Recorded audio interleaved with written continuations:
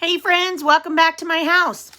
Time for another chapter of The Miraculous Journey of Edward Tulane. Previously on The Miraculous Journey of Edward Tulane in chapter 19 and 20, we sadly learned that poor Sarah Ruth passed away with the terrible illness that she had.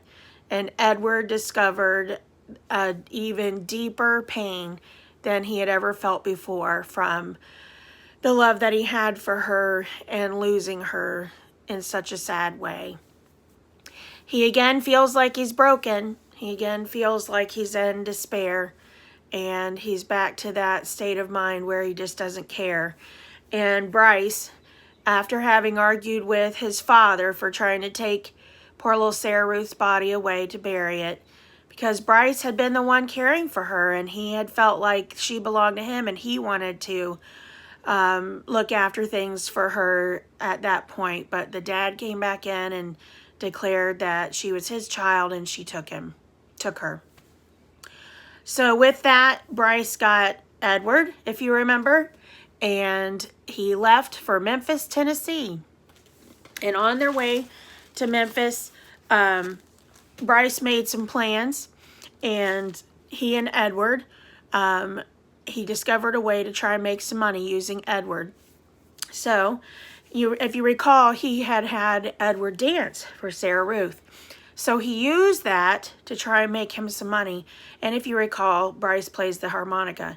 So they hit the streets in Memphis and he started making Edward dance and played the harmonica. And while they were doing that, we learned that that was the moment when Bryce broke down and he grieved over Sarah Ruth and over all the pain that had been a part of his life for so long, when things dealing with his father and taking care of poor little Sarah Ruth and then losing her. And he cried his little heart out while he made Edward dance and he played the harmonica. And when he was finished, he stopped his crying, he wiped his nose, and he said, "I'm done. I ain't gonna do that anymore." He was done grieving, and he was letting go of all that pain, and he was ready to move on. So he tells Edward, let's go and get something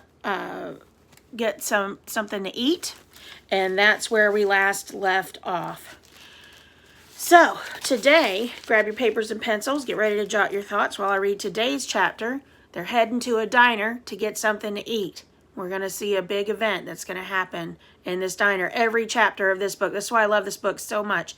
Every chapter is such a deep layer that adds to the story, that keeps building, keeps building, keeps building. We're still, believe it or not, climbing to the top of that mountain for that climax of action that is going on in this story before we start to come to the resolution. We're starting to see layers, though. Some of you may be noticing it. So here are my two questions that you can be listening for. Actually, I just have one question today. It's a prediction question today. When you get to the end of the chapter, based on everything that's been happening, based on what happens at the end, what do you think is going to happen in the next chapter? You have to truly listen to this carefully to make a good prediction on this. And I want your prediction based on evidence. So based on text evidence, what do you predict is going to happen in the next chapter? All right, here we go. Chapter 21, here's a picture of the diner, Neil's Diner. Let's dive in. The diner was called Neil's. The word was written in big red neon letters that flashed on and off. Inside it was warm and bright and smelled like fried chicken and toast and coffee. Bryce sat at the counter and put Edward on a stool next to him, and he leaned the rabbit's forehead up against the counter so that he would not fall. Are you getting some mind movies going with this? The author's giving us lots of good description about what we should see and imagine and smell, trying to tap into our senses so that we can truly submerge with this chapter. "What you gonna have, sugar?" the waitress said to Bryce. "Get me some pancakes," said Bryce, "and some eggs, and I want steak, too. I want a big old steak, and some toast, and some coffee." Now, mind you, Bryce hadn't been eating much of anything, if you recall, except like biscuits. that was kind of thrown to him by the old woman for going out and working hard for her. He had done without much of anything, and even then when he got a little something, he gave most of it to Sarah Ruth. So you know this child is starving. The waitress leaned forward and pulled at one of Edward's ears and then pushed him backwards so that she could see his face.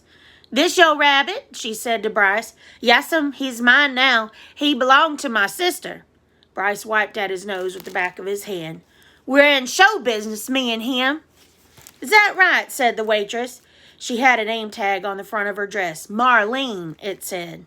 She looked at Edward's face, and then she let go of his ear, and he fell forward so that his head rested against the counter again.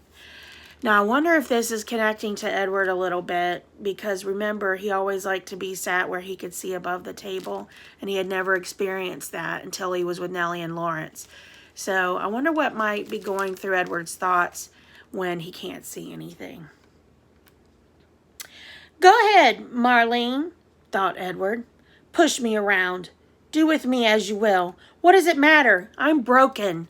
I'm broken." There's his thoughts. The food came, and Bryce ate all of it without even looking up from his plate.